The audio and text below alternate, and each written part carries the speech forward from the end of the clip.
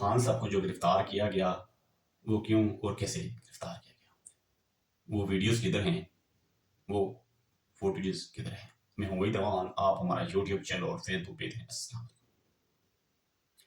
अली अमीन गंडापुर की तरफ से आज एक प्रेस रिलीज जारी की। उन्होंने मीडिया से गुफ्तगू करते हुए कहा कि 9 मई के वाकयात में वही लोग मुलव्वस हैं जिन्होंने ये चीजें गायब की। वो क्या हैं और उन्होंने जो सवालात उठाए हैं वो दुरुस्त सवालात हैं। इसकी डिटेल भी आपके सामने रखी। आप देखें, उन्होंने कहा कि जो लोग कह रहे हैं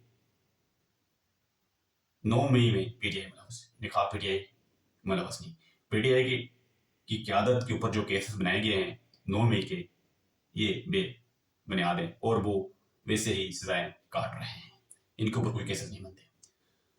दूसरी तरफ उन्होंने कहा कि 9 मई की जो वीडियोस और सीसीटीवी फोटोज की जो रिकॉर्डिंग है वो किन लोगों ने गायब की, वो कहाँ गई और किधर गई, कैसे गई।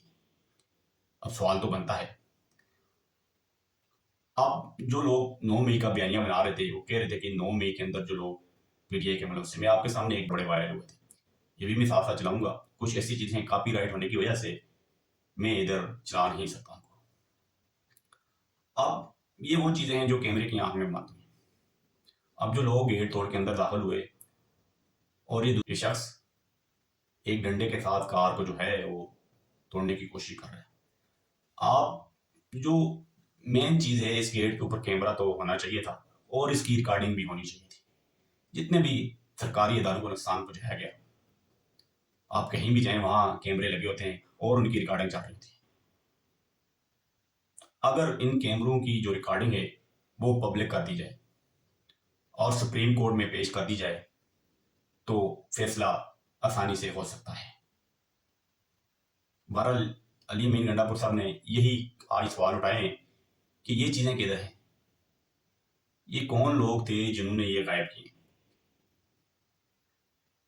और इसके गायब करने के हकाइक क्या हैं। पीटीआई को कसूरवार ठहराया जा रहा है।